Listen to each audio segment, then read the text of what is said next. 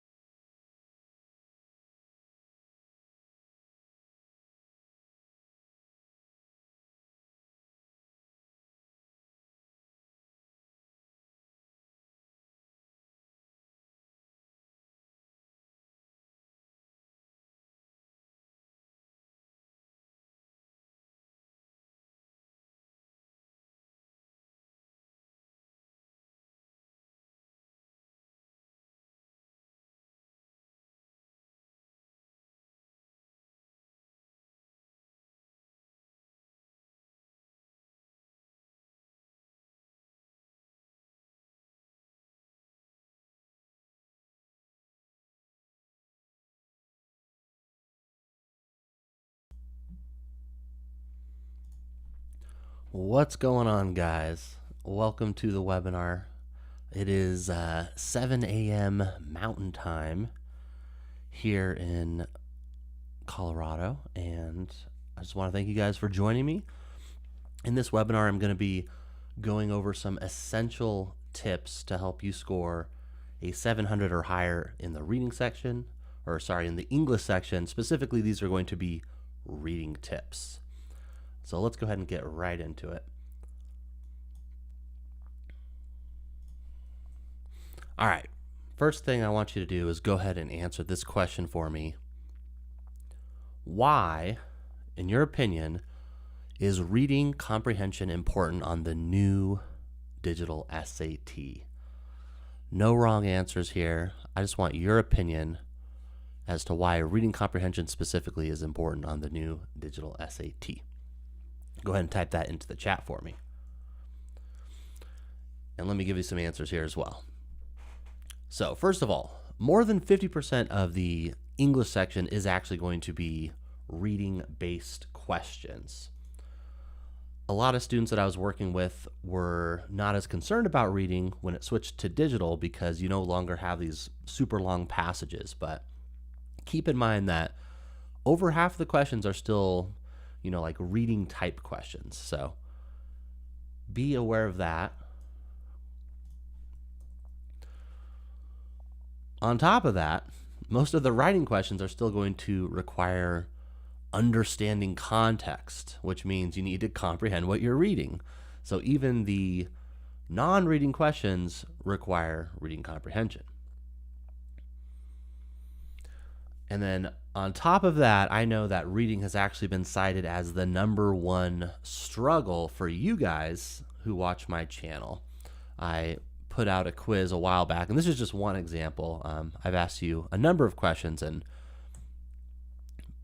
the vast majority of you say that your biggest challenges and frustrations indeed have to do with the reading section. So for those reasons, reading is still super important on the new digital SAT. Hence the reason that I am doing this webinar for you guys leading up to the March exam. And also the reason that I just created a reading course that I'll be talking about a little bit later.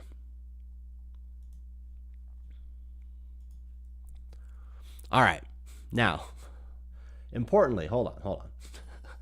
Importantly, you guys are actually going to have an opportunity to get a 1600 on the SAT today. And here's the way it's going to work. First of all, let me clarify. SAT in this context stands for Super Awesome Throwbacks. So I'm going to put on the screen some throwbacks that I remember from my childhood. It's going to be images of people or things. And if you can correctly guess or identify what it is that's on the screen, you're going to get 400 points. There will be 4 of these questions in total.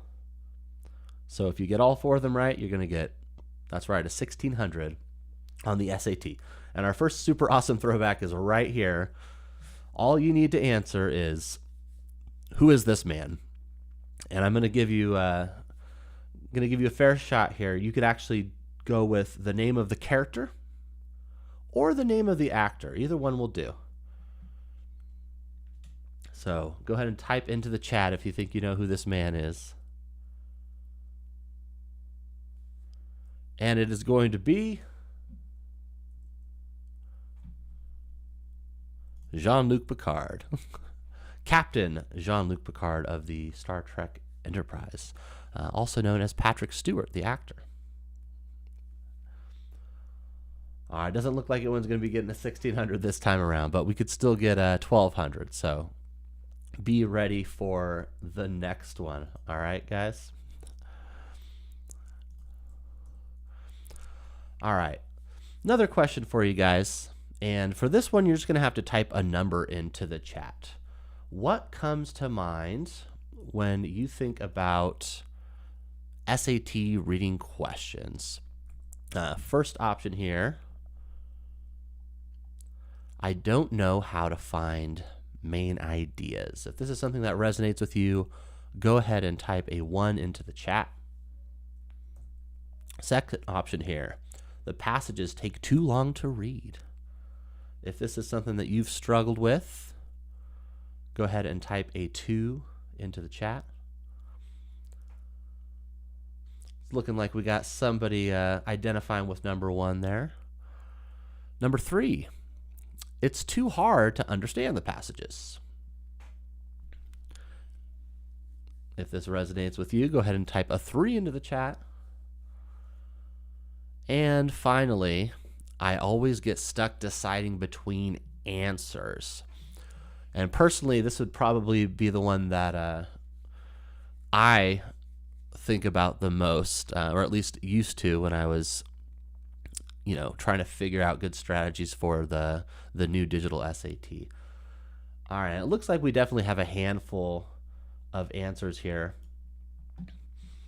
but I would guess that a lot of you struggle with all 4 of these in some respect or another. And the good news is we are going to be covering all of these issues in this webinar today, and a little bit more detail there. Throughout the duration of this webinar, we're going to be talking about a strategy that you guys can apply to the entire reading section. And to be clear, the reading section is just, half of, or a little bit more than half of, the English section. But all of those reading questions you're going to be able to apply this strategy to. We're also going to talk about how to find main ideas and details in text, along with purpose and structure. And we've got to keep in mind that purpose and structure are different things from main idea, right? We are also going to discuss how to save a little bit of time by skipping parts of the passage, which I'm always a fan of. I like to be as lazy as possible when working on these questions. And then finally, we're going to talk about some keywords and phrases to focus on for accurate predictions. And not finally, because there's actually one more thing, we're also going to talk about how to interpret tricky passages and really challenging words. An important question here is, what is our goal? So my goal today is to give you some actual actionable strategies that you can start applying today to your next practice exam so that you can actually increase your score in a short amount of time. I don't want to just give you theory. I want something that you can actually take action on. So I'm really hoping that, even if you've heard some of these strategies before, you're going to walk away with at least one new thing.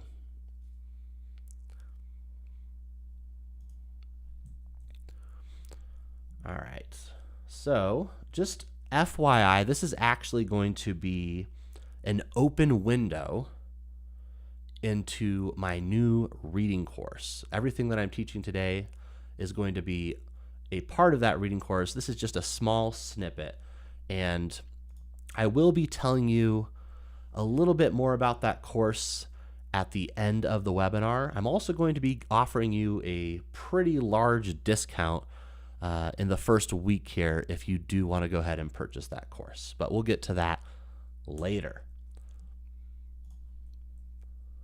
A couple last things before we get into the good stuff here. I do want to remind you that you are a part of this webinar. I've already been asking you some questions, and the more that you interact, the more engaged you're going to be and the more you're going to take away from this. So I would encourage you, for every question, because I'm going to be going through a number of example questions, when we get to the predict step, go ahead and type your predictions into the chat, and you can kind of play along and see how you would do on the questions that I'm working through. Also, there's going to be a Q&A at the end, so feel free to ask questions throughout, but I won't necessarily see them because I'm going to be working through. I've got my presentation to work through. I've got a lot of information to deliver, but at the end I will be taking some dedicated time to answer your questions. Also, stay for the whole thing. Let me get my face out of here. Stay for the whole thing because I'm actually going to be giving some stuff away at the end. Over $400 worth of giveaways to 3 of you guys. And I'll talk more about that at the very end of the webinar. Anyone who's still sticking around is going to be eligible to win some of these giveaways here. And then one more thing that's not here.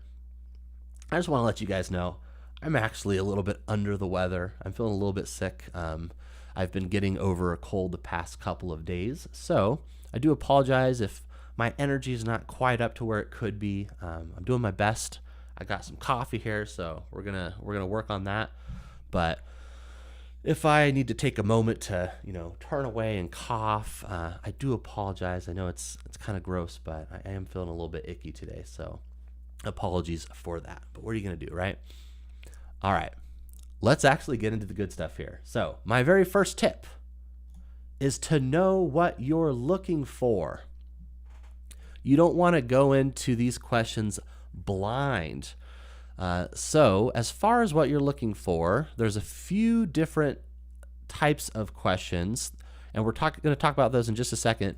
But I also want you to not forget to wear a cape. This is going to be our little 4-step strategy that we use for every single question. So we're going to start by looking at the actual question stem.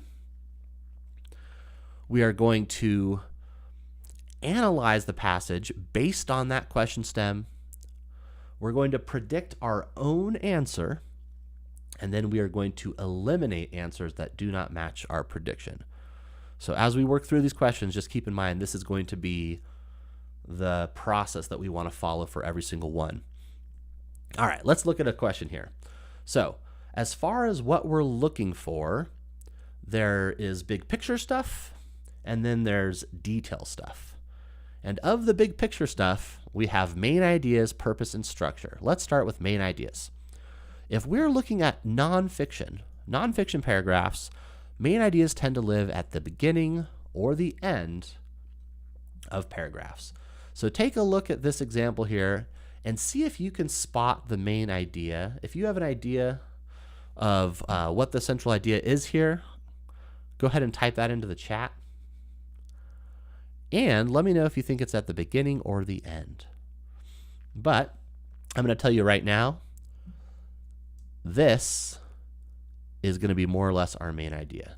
So in this particular passage, we actually get the main idea right up front. It's at the beginning of the passage. And the reason that I knew this, other than the fact that I wrote this question, is going to be that when you get a main idea at the beginning of a passage, it tends to be a broad statement, some sort of a statement that would need, further evidence or proof.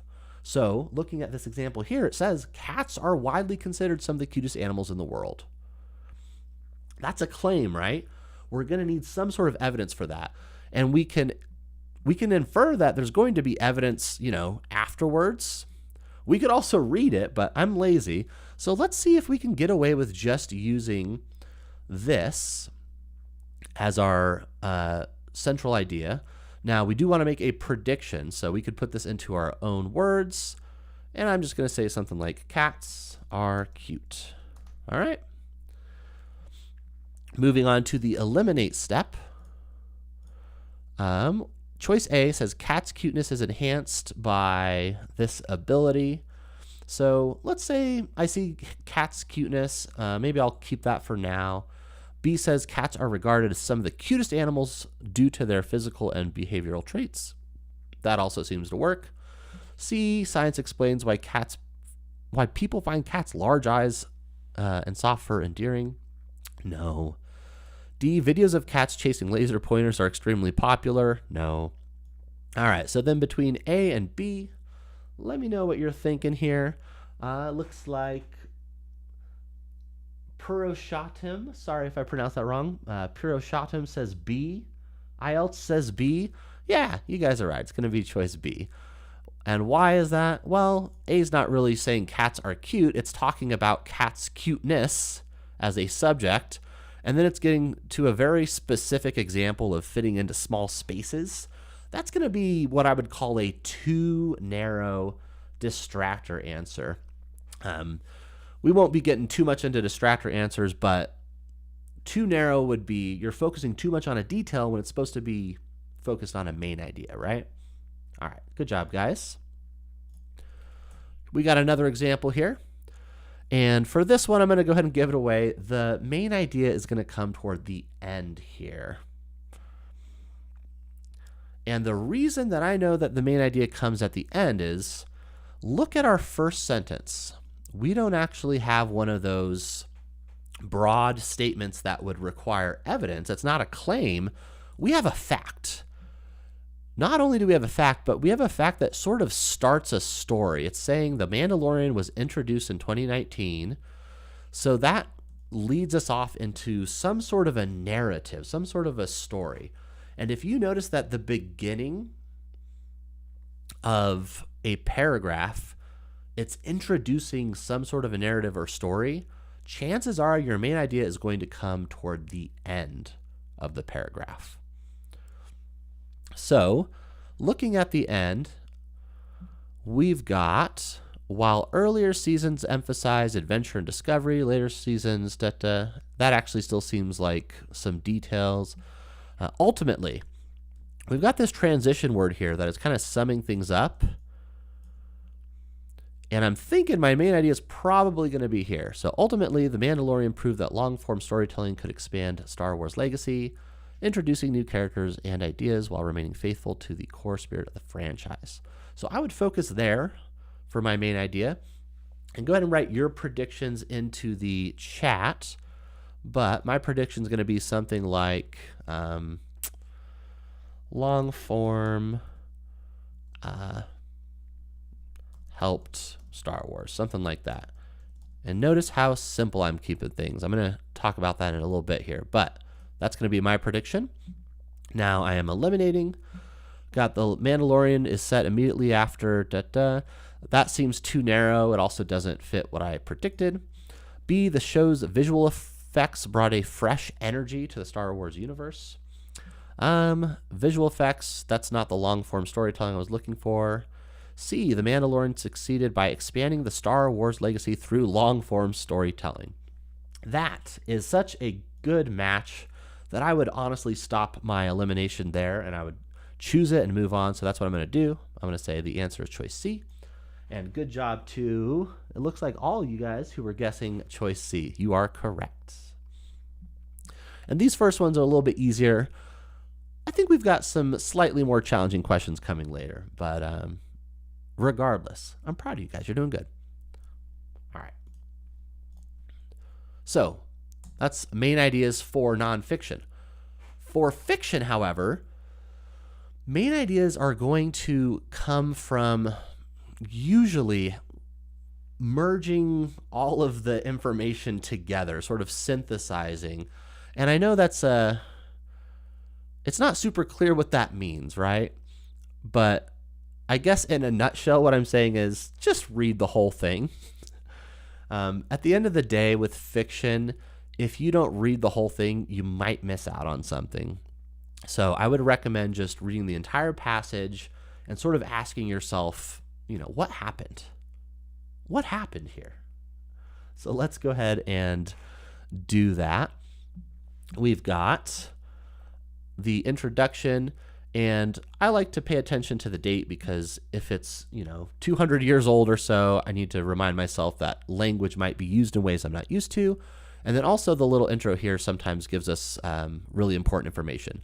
So we know that Jane is reflecting on changes in her life since coming to this place called Thornfield Hall. Anyway, Jane stood at the window, letting the pale moonlight fall across her hands. Thornfield Hall had once seemed vast and uninviting. And I'm sort of ignoring this because these are details.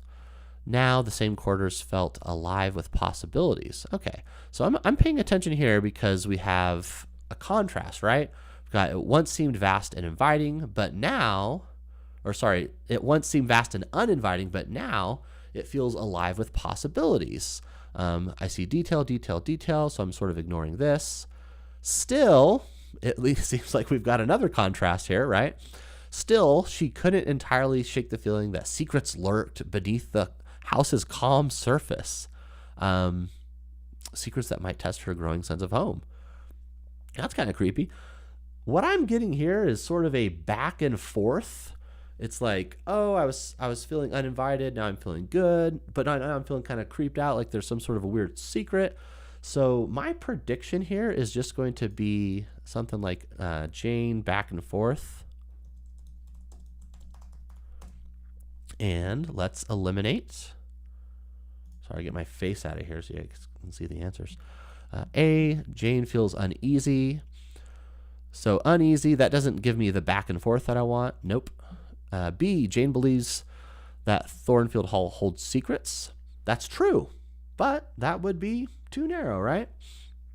C, Jane's once daunting surroundings have become more welcoming, yet she remains aware of deeper mysteries. Yep, that gives me the back and forth.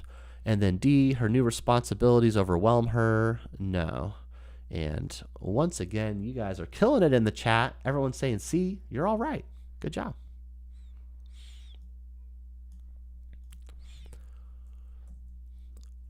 All right, we got one more of these here. So go ahead and take a look. I'm going to go a little bit more quickly through this, just so I make sure that we get to everything in time, including the Q&A. But this one is asking about main idea. And if you read through here, we get sort of a similar vibe as we did in the last one, where Anne is feeling like maybe she can finally feel hopeful. But towards the end, we get the word though. And see how I'm getting excited about transitions? We'll come back to that soon. This person's gaze made her doubt her place in this new world, and a part of her dared to believe that Green Gables might finally be home. So this seems like she is torn between feeling hopeful and maybe feeling like she's not at home. So I would say something like she feels torn. Notice how I'm not even using her name, because I'm assuming that the answer choices are going to use the name of the main character. B or A, Anne dislikes the countryside and yearns to return to the city. So that would be kind of a torn, so maybe I would keep that. B, she struggles to reconcile her sense of hope with the fear that she might not be welcome. Well, that's actually more the torn that I was talking about. So this one is going to be choice B. Looks like a couple of you guys got that one right as well. Nice work. And I'm happy to see a lot more of you in the chat here. We started off a little smaller crowd, but hello, and I'm sorry if I butcher your names. Hello, Sachin,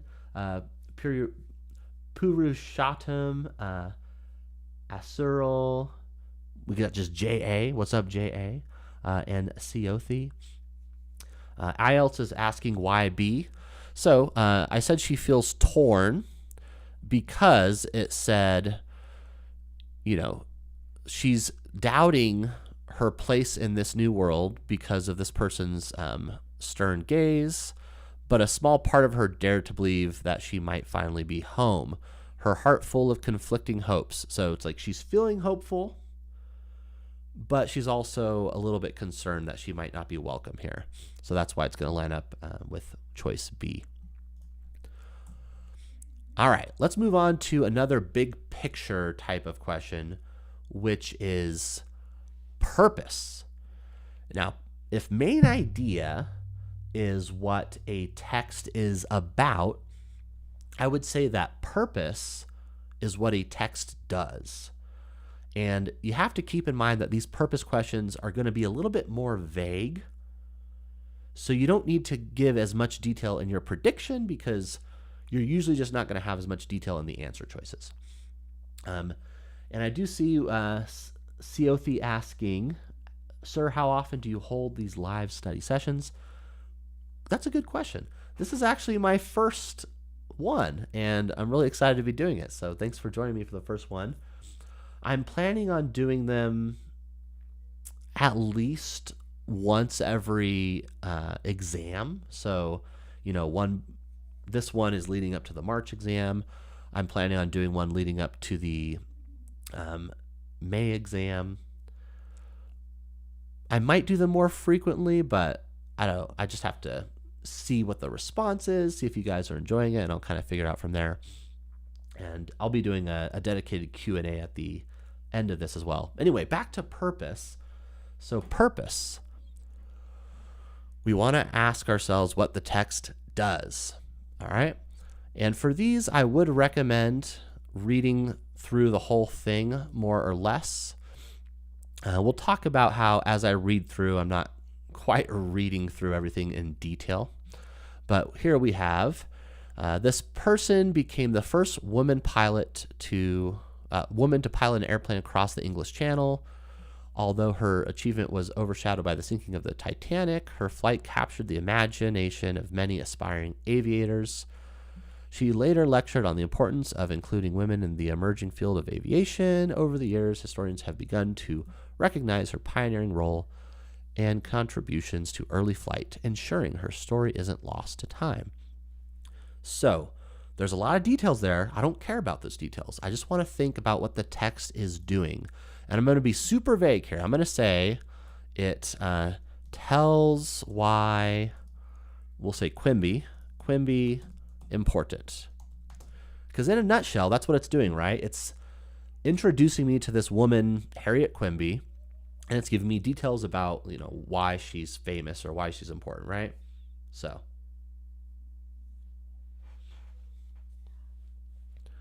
let's use that as our prediction. And go ahead and put your predictions into the chat as well. To showcase how Quimby's flight was overshadowed by a major historical event. Not only would that not match my prediction, but I recognize it as a detail from the passage, and this is not a detailed question. This is a main purpose question. B, to chronicle the most dangerous aspects of aviation. That sounds super cool. Also not the right answer. Doesn't match my prediction. C, to highlight Quimby's significance as an early female pilot and the recognition she now receives. That seems to line up because that would tell us why Quimby is important, so I'll keep C. And then choice D, to illustrate why she left or why she believed aviation was safer than other forms of transportation. Again, it does not match my prediction. So I've noticed a couple of you guys asking about, why is this the right answer? At the end of the day, it's the right answer because it doesn't match my prediction. And I want you guys to get into the habit of thinking of your prediction as the correct answer.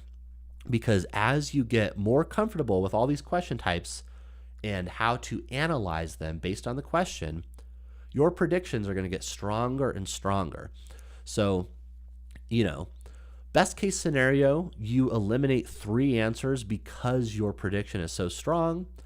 But if you end up having to decide between 2 answers, then you're going to have to do a little bit of analysis. And we will definitely be getting into that a little bit later. All right. It is time for our next round of super awesome throwbacks. And this is basically a way for you guys to get a nice score on the SAT being super awesome throwbacks. All you have to do is answer in the chat, what is it? What is the person holding in this picture? If you guessed right, you're going to get 400 points on your SAT. I don't think anyone was actually able to guess the first one, so no one's going to get a 1600 because there's only 4 of these questions. But you still have a chance to get a 1200 if you answer now. What is it? All right, let's see. It's a Nintendo 64 controller. All right, so Seothi did say controller, which I guess is technically true.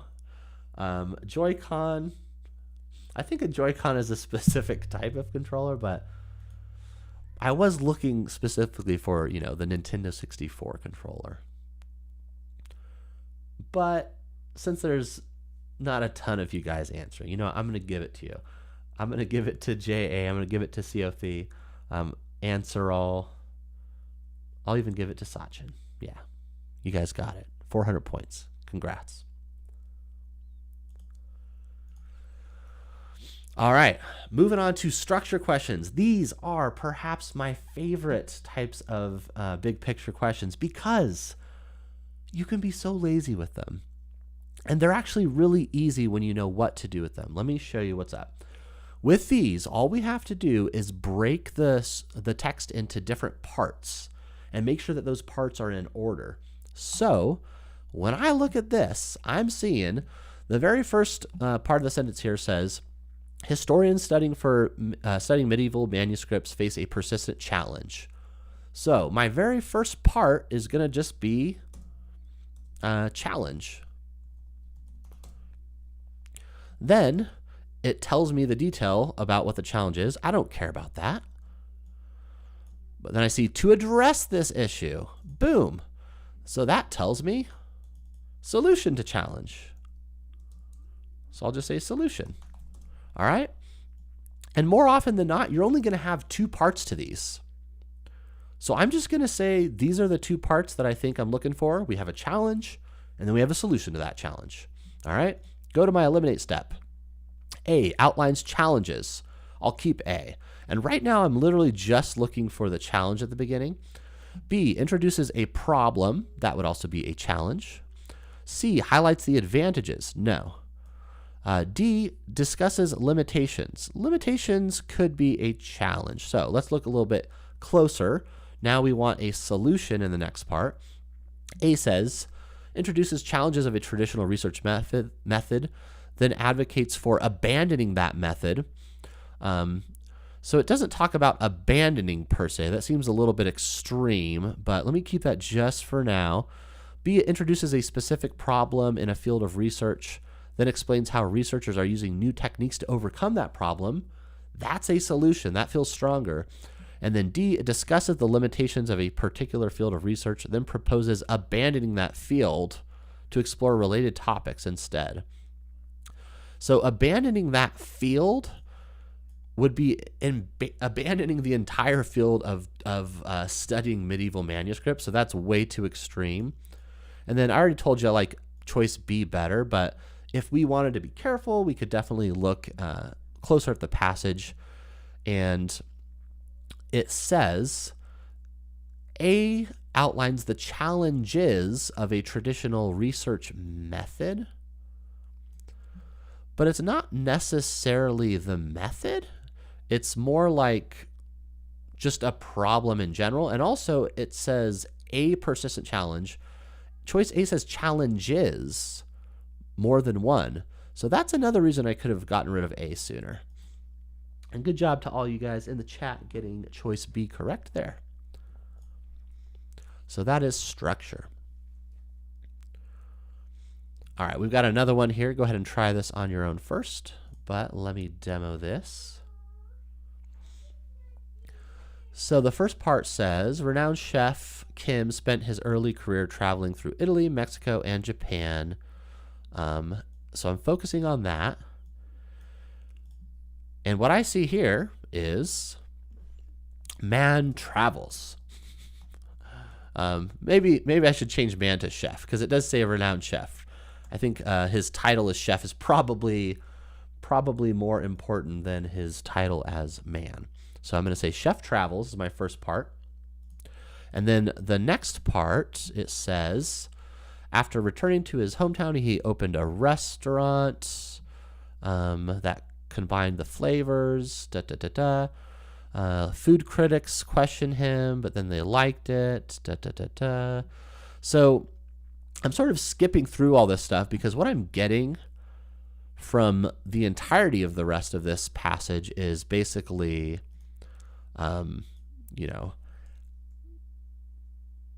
how travels, we'll say, influence him, right? There is one part where it talks about where was it?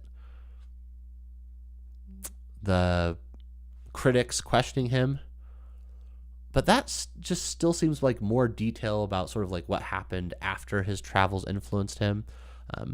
And again, you might have 3 parts to these, but it's usually just 2 parts. So I'm going to just go with that. And to be clear, this is our prediction, right? These are the things we're looking for. So, chef travels. A, summarizes Kim's international experiences. That would work with chef travels. B, provides details about critics. No. C, describes how travels. Okay, yes. But let's be slightly less lazy. Let's read at least to the comma. Describes how Kim's travels led him to reject fusion cuisine. No, it does not talk about him rejecting fusion cuisine. Quite the contrary, right? So C's out. D, it focuses on Kim's future plans for writing a cookbook. No. And you can see with these, sometimes you're going to get your correct answer just by going with the first part of the text. So my answer has to be choice A. All right. Excuse me for just a moment.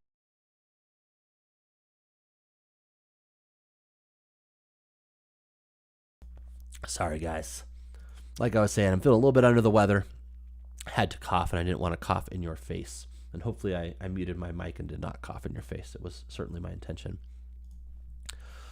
All right, so that was all the big picture stuff. Let's start talking about some of the detail stuff here. So the detail stuff is basically going to be everything else that are not the types of questions I just showed you. And one of them is just going to be straight up, according to the text, the details that we find with, central ideas and details. And in a nutshell, what we want to do is look for keywords from the question stem and try to match those with the passage. So here it says, why does Elizabeth doubt Mr. Darcy's character? And I don't really worry too much about names because it's pretty rare that you're going to come across names of people who don't matter in the text. They're all always so short that they can usually only fit 2 people or whatever anyway. So I'm going to focus more on the word doubt and maybe doubt character. So I'm looking for doubt character. And I'm just kind of skimming. I'm not reading. I'm looking for anything that might match up with doubt character. And I see, how could she trust a man? Boom. If you can't trust a man, you're certainly doubting his character. So this is what I'm going to look at. How can she trust a man who had interfered so blatantly in her sister's happiness? So why does Elizabeth doubt Mr. Darcy's character? He messed with my sister. Don't mess with my sister. And obviously I'm taking on the role of Elizabeth here. I'm feeling for her. So that's going to be my prediction. He messed with my sister. A, he insulted her. No.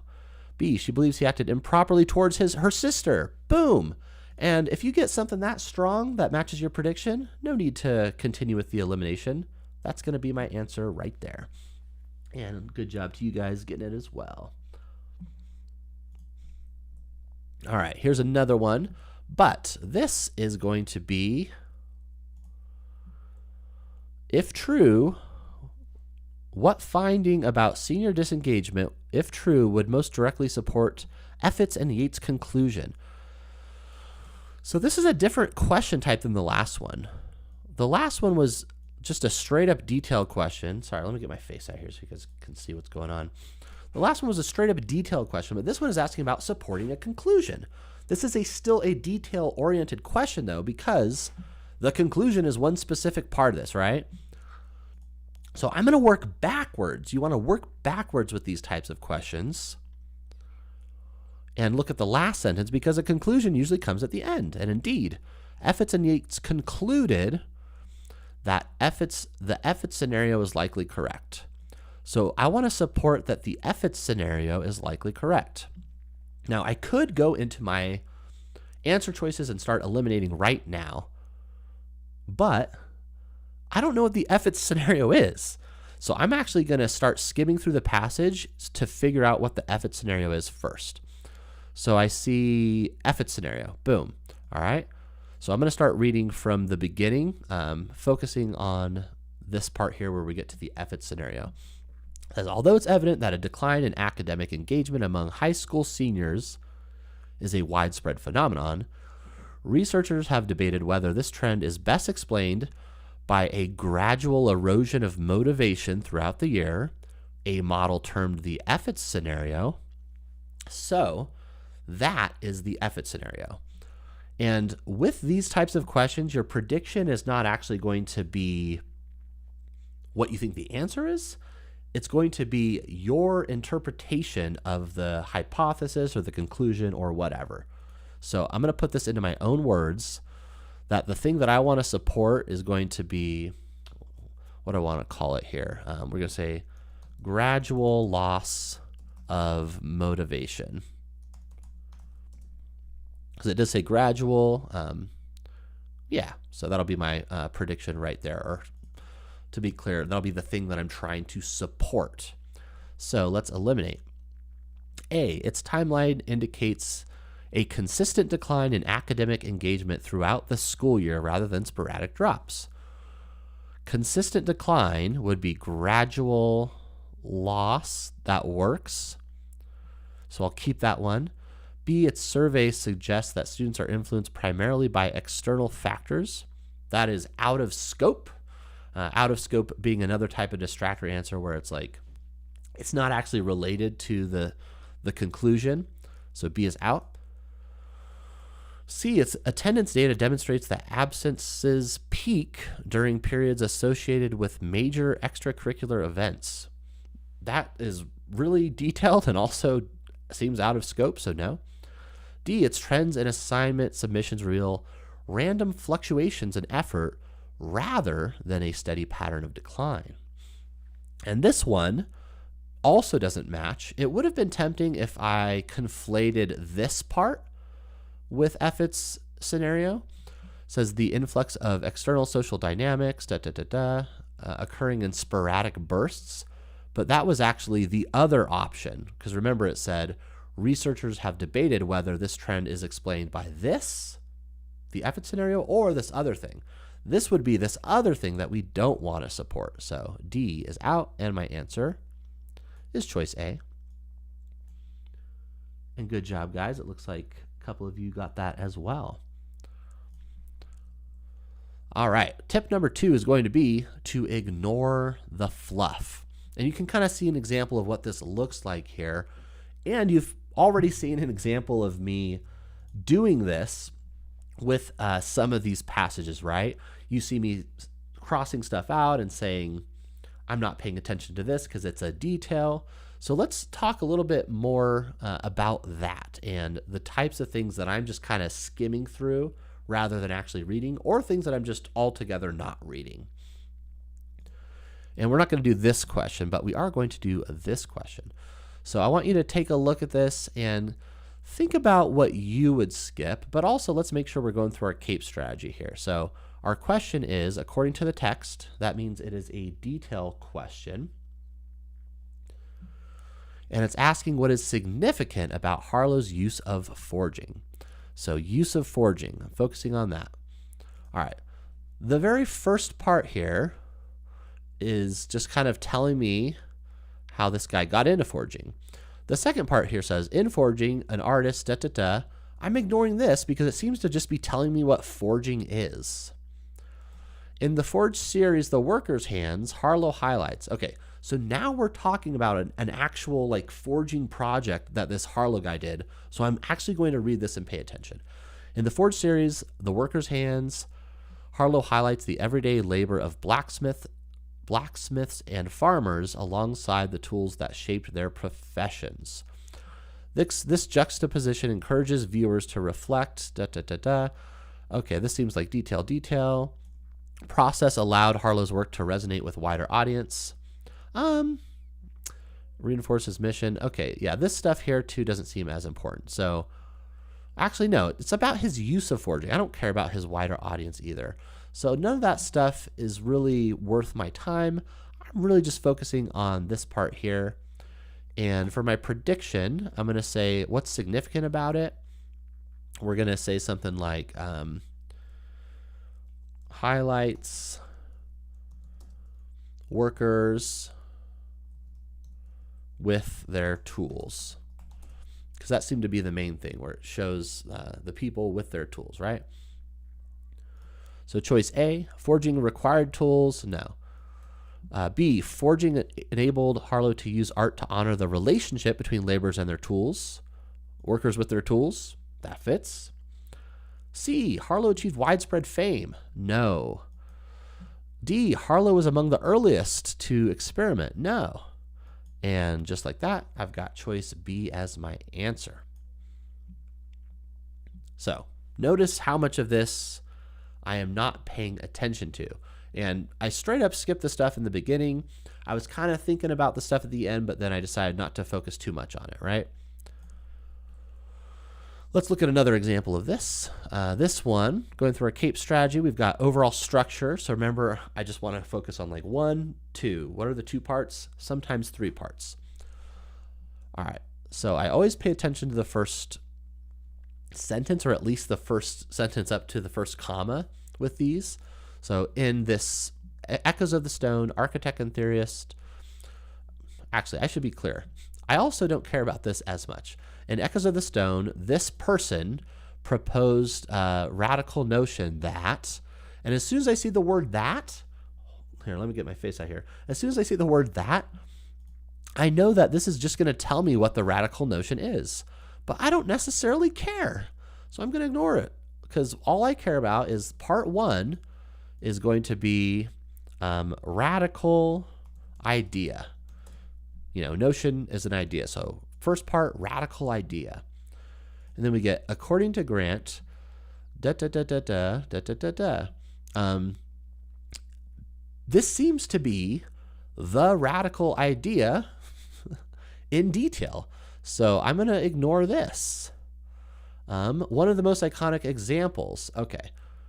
Again, this is detail of this idea. So part 2 might be radical idea, explain radical idea, and then part 3, example of radical idea. So these are the 3 parts that I'm looking for potentially. Notice how lazy I'm being. I encourage you to be just as lazy. Skip the fluff. Choice A, the text introduces a debate. No. B, the text presents an argument. So an argument can be a radical idea. Let's keep going. The text outlines the design principles. Okay, so that seems more like a radical idea. D, the text lists the architectural styles. No. And then between B and C, how do I decide? Well, we can look more closely at the first part. B says, presents an argument about the materials used in public monuments. I still don't like the word argument that much, but also it says, and then contrasts it. There's no contrast, right? We want explain, and then we want example. So we can get rid of B, and like most of you guys are saying, it is going to be choice C. Nice work. All right, guys, time for our next question on super awesome throwbacks. In the chat, please type the name of this band. You might recognize the woman, the front woman of the band there. Her name is not going to be a correct answer for you. You actually need to type the name of this band. And I'll give you until the count of 3 here. So 3, 2, 1. And this is going to be one of the greatest bands from my childhood, no doubt.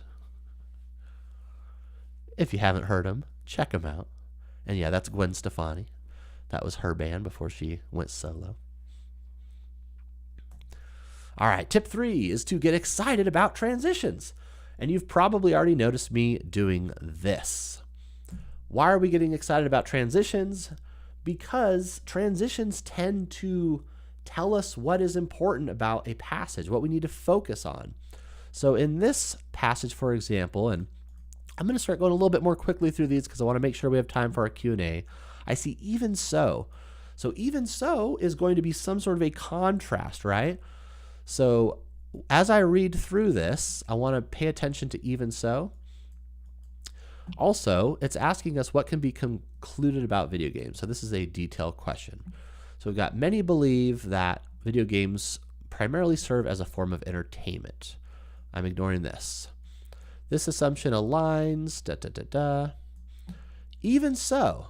So I know that, many believe this is entertainment. Even so, it can also do this other stuff. And I'm ignoring this other stuff because my prediction is already going to be games more than just entertainment. Because of that, even so. All right, so as we go through here, we're eliminating. Primarily designed for entertainment, no. Although they're marketed as entertainment, they could also help develop valuable skills. That sounds good. C, video games are most effective when explicitly designed for educational purposes. No, that's a little bit too far. D, popular culture often overlooks how games have completely replaced. No, so it is going to be choice B. Again, I was able to come up with that prediction by ignoring a lot of the fluff here and just focusing on this contrast between what people, what many believe and what the actual truth is that we're supposed to focus on.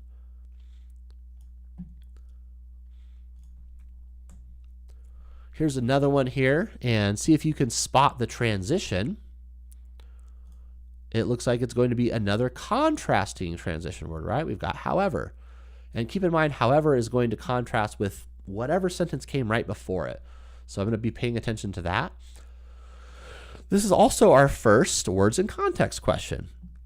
And with these, I'm always looking for, number one, transition words, because they're super helpful, but also I'm looking for some sort of a synonym or restatement that could fill in the blank for me. So I'll show you what that looks like.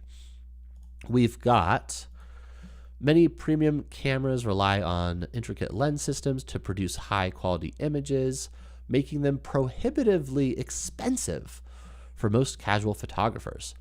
These researchers have shown there may be a comparatively blank alternative. However, so I'm already thinking, however, is going to contrast with them being super expensive.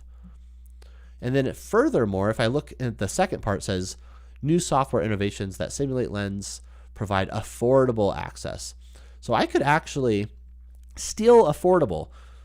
I do like you guys to come up with your own predictions and put them in your own words, but if you see something as awesome and clear as affordable, go ahead and just take it from the passage. That's going to be my prediction, and I don't even need to eliminate because I see economical here, which means affordable. So it is going to be choice B. All right, tip 3 is going to be to predict like a caveman. And you've noticed me doing this already as well, right? My predictions are very simple, very straightforward. And this comes in super handy when you're dealing with more scientific looking text like this one. So I want to complete the text. This is an inference question. For inference questions, I like to start with the last sentence to kind of give me context. So since sound preference plays a role in sprite group cohesion, the finding suggests that blank. So as I read through, I'm trying to think about sound preference playing a role in group cohesion and how that might influence the ending here, right? So we get sprites, non-essential information, are believed to communicate through high-pitched melodic sounds. With each generation, subtle variations arise, creating distinct resonant dialects. This seems important because it's in quotes. Among geographically separated sprite populations. So I might want to pause here and kind of think about what I'm reading. I wouldn't necessarily write this, but what I'm thinking is we have, different sounds for different places. And then it says, a recent study examined whether the newly emerged FL, I'm just going to call them FL, exhibit a preference for the dialects of their local communities over these distant populations. Researchers have measured their chimes and found that FL consistently produced more chimes when exposed to their own dialect compared to the unfamiliar ones. Since sound preference plays a role in sprite group cohesion. Okay, so there's different sounds from different places. I also know that what did it say? They produce more chimes when exposed to their own dialect. So they respond more to their own sounds. If it plays a role in group cohesion, that would be like getting together and making friends. I'm going to say it's my prediction. They make friends with those who speak their dialect. something like that. So that's going to be my prediction. Going through the answer choices here. A lot of you guys are saying choice B. Let's see what choice B says. FL sprites that demonstrate an early preference for their own dialect are likely to form tighter social bonds with their local group than sprites who show no dialect preferences. It does mention their own dialect, so maybe I'll hold on to B. Let's look at A. FL preference for their local dialect likely fades over time. That doesn't really work. C, their preference for their local dialect likely encourages them as they mature to associate primarily with their group rather than with sprites from the other populations. That would be them making friends with those who speak their own dialect. So choice C looks good. Choice D says they show preference for their own dialect of other nearby sprites over the sounds of sprites. FL sprites show a preference for both their own dialect and the sounds. So that is saying that they prefer both, which doesn't really make any sense. Now, between choices B and C here, we want to just match it with our answer, with our prediction as best as possible. Choice B is saying sprites that demonstrate an early preference for their own dialect. So it's talking about having this preference early. There's no mention of that. This is something that they're just saying is fact. This is something that's already happening, are likely to form tighter social bonds with their local group than sprites who show no dialect preferences. This is not mentioning people who don't speak their language either. So the wording here, there's a lot of words that look good, but the actual message is just completely off base. So B is not going to be our answer. It's going to be choice C. And good job to you guys who got that one correct. All right. We're going to go and skip this because we're getting a little bit low on time here, but you could definitely watch the replay and try this on your own. This is also going to be included in my reading course. All right, last super awesome throwbacks. What movie is this image from? Go ahead and answer in the chat. Let me know. And I'm going to let you know in 3, 2, 1. This is from The Princess Bride, one of my favorite movies of all time. If you haven't seen it, you really need to. Go watch it. It'll be good for your soul. All right. And I think I actually mislabeled. That last tip was tip 4, not tip 3. Apologies for that. So we are just about done here, wrapping things up. But I wanted to let you guys know that if you are looking to go through this stuff in way more detail than we went through today, I am releasing a course. In fact, it was released at the same, I think it's going to be released in 2 minutes. Yeah, I think I set it to release in 2 minutes. It's going to be my new reading course. It's got 23 lessons. It's going to be over 4 hours of instructional footage, along with over 100 original questions. Each of the modules is going to break down all the different question types. And, not only are we going to go through the CAPE strategy, but we're going to break down exactly what the CAPE strategy looks like for every single question type on those reading questions in the SAT. And what's really cool is if you guys sign up within the next week, so by February 8th, you are going to get 30% off the course. And that's only going to be for this first week that it is available. So there's the link right there if you feel like typing it for some silly reason. But I also put the link in the description of this live stream and also this replay. Anyone who's watching the replay within the first week is also going to get this discount, but after February 8th, that discount goes away.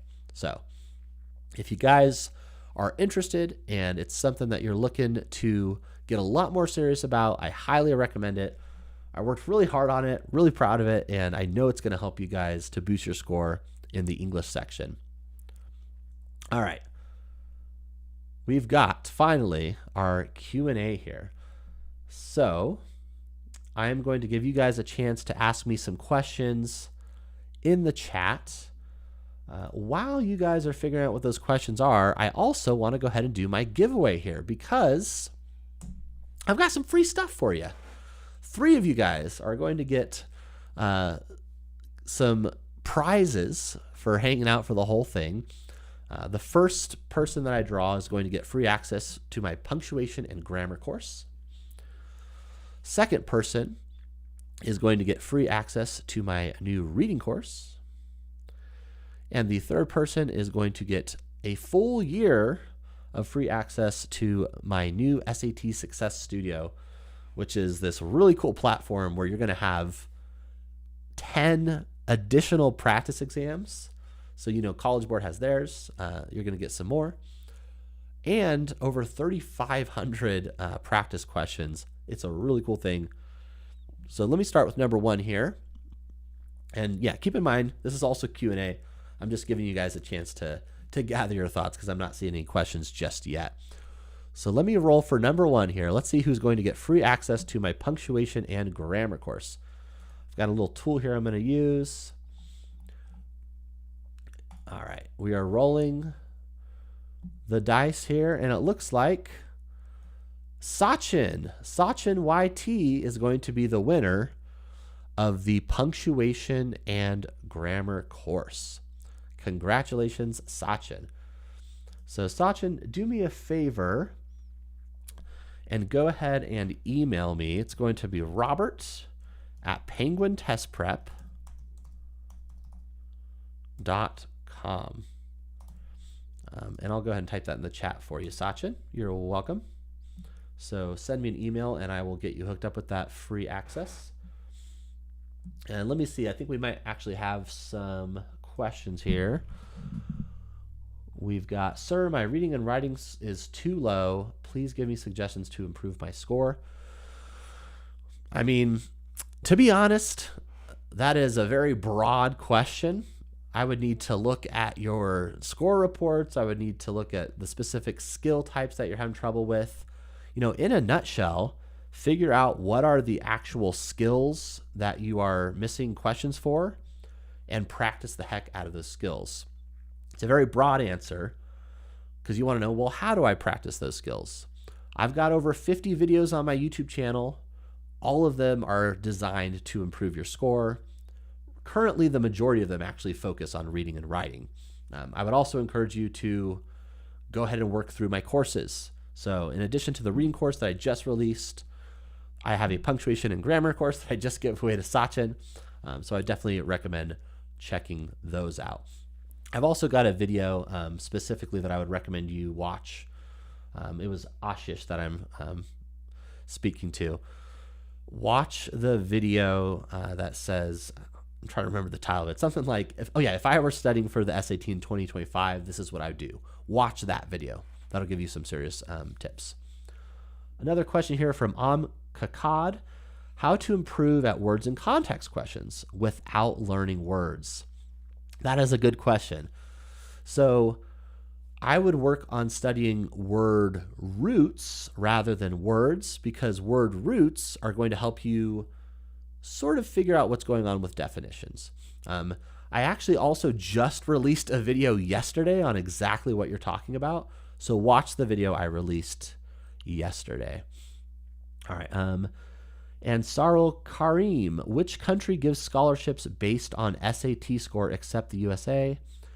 On Sarul, I'm not sure. That's not a question that I know the answer to. My expertise is in strategies to do really well in the SAT. I'm not like a college counselor or anything like that. So that would be, you could say, out of my scope of practice, I guess. Tuning in late, did we finish the main review? If you mean, did we finish the webinar? Yeah, we finished the webinar. So good news is, Rish, you will be able to watch the replay and see what happened. How long are you going to continue this class? I'm about to finish. I've got 2 more things to give away, and then I'm going to end things. I'm going to try to wrap up here in the next couple of minutes, actually. Ashish is saying, sir, please provide me number 2. I'm not sure what you mean by that, but yeah, go ahead and watch the video that I recommended. Maybe he's talking about give free access to my new reading course. Someone's about to get access to the free reading course. Let me get my randomizer here. and choose a winner. Here, let me actually make sure Sachin doesn't win twice in a row. All right, the winner of the reading course is going to be Ansarul Kareem. So congratulations, Ansarul Kareem. Same thing, go ahead and email me. Robert@penguintestprep.com is going to be my email, and I will give you free access to the new reading course. Let's see, do we have any more questions here? Got a 12. Maximilian says, I got 1260. Do you think I could be able to get 1450 in this March? I got time to study more than 5 hours a day. In short, my answer is yes, it is possible. I've worked with probably over, I'm trying to think about it, probably over like 200 or 300 students, and I've definitely seen that happen. I've seen students bump up 200 points in a month. It's rare, and it definitely takes a lot of study, but if you've got 5 hours a day and you study correctly, yeah, I know it's possible because I've seen it before. So good luck to you, Maximilian. I hope that works out for you. All right. Siothi says, sir, could you please do a live stream on standard English convention when you're free, please? It's my worst section. I will consider it, Siothi. I will say that I also have a membership tier that includes, additional live streams. So if you were to join that membership tier, you would also be able to watch those members-only live streams that I'll be doing. She says, sir, help me. I have only one option. Who is you? Oh, I'm your only option. Ashish, again, please watch the video that I recommended. All right, last giveaway here, and then I'm going to go ahead and wrap things up. This is going to be for number 3, a 12 months free subscription to my SAT Success Studio. And the winner is going to be Rish. So congratulations, Rish. Go ahead and email me at robert@penguintestprep.com, and I will hook you up with the free access to the SAT Success Studio for the next year. It's pretty cool. I'm actually pretty excited for you. All right, like I was saying, guys, I'm feeling a little bit sick, and I went a little bit longer than I wanted to go, so I'm going to go ahead and wrap things up. But I do want to thank you so much for joining me. It was fun. I had a good time, and this was my first live stream. Definitely leave me feedback. If you think it was terrible, let me know. If you think it was awesome, let me know. Anything that you think I could do better in the future, other live streams that you guys would like to see. But for now, good luck to all of you. Hoping that you get your dream score in March and have a fantastic, wonderful rest of your day.